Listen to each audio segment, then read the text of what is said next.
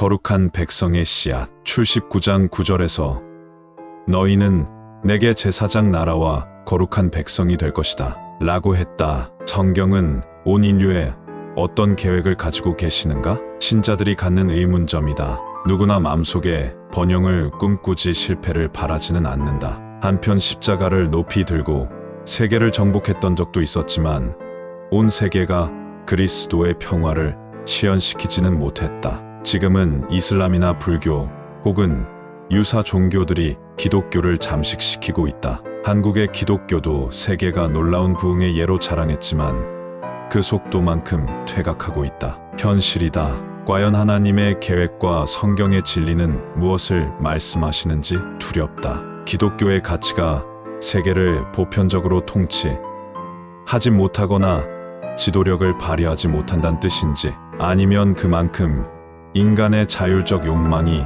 기독교적 가치를 희석시킨다는 것인지. 절대적 기독교의 주권을 신앙한다면 세상사는 매우 혼란스럽다. 출애굽기 19장에는 모세가 출애굽하여 시내산에서 하나님과 대면할 때 주신 말씀이다. 그의 백성들을 세계 정복의 통치자로 삼지 않고 제사장의 나라와 거룩한 백성으로 삼으신다는 것이다. 즉 이스라엘을 통해 하나님의 뜻을 이루는 도구로 사용하신다는 뜻이다. 그래서 신명기에서는 하나님의 말씀대로 살지 않으면 망할 것이라는 사실을 거듭 강조하고 있다. 그 언약의 말씀대로 가나안에 들어가서 정복을 하며 제국으로 호령할 수 있는 계기가 마련됐다. 사무엘하 24장 9절에서 다윗이 인구 수를 조사한 후에 칼을 뺀 담대한 자가 80만, 유다가 50만이었더라 했다. 이는 130만의 군사력을 가졌다는 것이다. 이는 아수르의 주력 부대가 18만 5천임을 감안할 때 엄청난 군사력이었다. 뿐만 아니라 솔로몬 때는 모든 왕의 왕이었다. 아수르, 애굽, 인도까지 영향력을 끼쳤고 왕궁의 금을 돌처럼 백향목을 뽕나무로 여겼을 정도였다. 그런데 이런 군사력과 경제력 그리고 통치력이 있었음에도 세계의 제국이 되도록 허락지 않으셨다. 참으로 이해할 수 없다. 왜 이 조건으로 온 세계를 선민으로 삼지 않았을까? 하나님의 뜻은 이런 방법으로 이루어지지 않는다. 김에 의한 굴욕.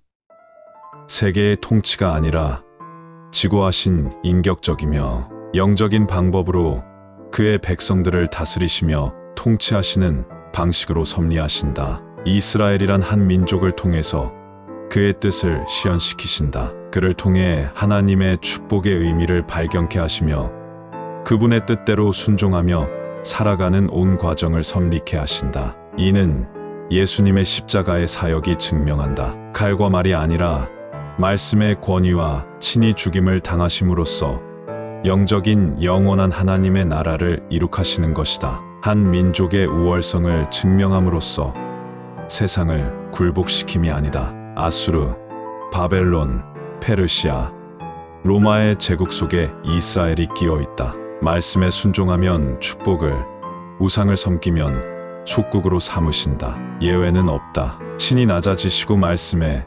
순종함으로써 인격적 관계를 맺으신다. 영적인 나라를 이룩하시는 그분의 섭리 방식만이 그의 완전한 의로움을 이루신다는 것이다. 역사만이 아니라 개인에게서도 마찬가지다. 하나님께서 우리에게 요구하신다. 잘남의 번영이 아니라 제사장으로서 백성들의 아픔과 슬픔을 채율하며 주님께 올려드리고 거룩한 그의 백성으로서 성결한 삶의 자세를 요구하신다. 이것이 그분의 백성으로서의 삶의 자세이며 그분의 은혜의 통치하에 있는 절대적 방편이다. 성경은 이렇게 말씀하신다. 베드로전서 2장 9절에서 하나님께서는 그분의 놀라운 일들을 알게 하시려고 여러분을 어두운 가운데서 불러내어 그의 놀라운 빛 가운데로 인도하셨습니다.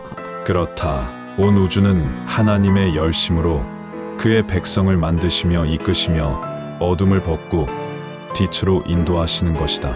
우리 자신이 하나님께 바쳐지는 제물이 됨으로써 온 인류와 나 자신이 사는 유일의 방식이며 하나님의 영광을 시연하는 영적인 원리이다. 세상에 더 알려짐으로써 제국이 되는 욕망을 벗고 오로지 하나님께 바쳐지는 제물이 되어야 한다. 이는 예수님께서 친히 본을 보이신 역사적 사실이다.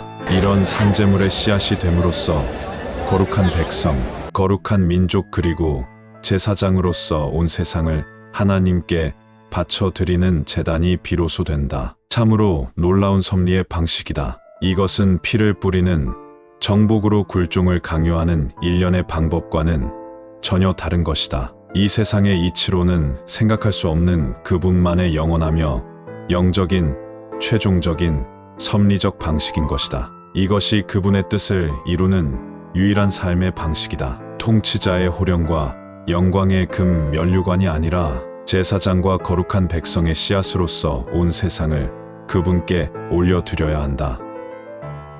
이 영상이 유익하셨다면 구독과 좋아요, 설정해 주시면 큰 힘이 됩니다. 인천 송도역 남인천 농협 앞 배짜마 카페에서 이종화였습니다.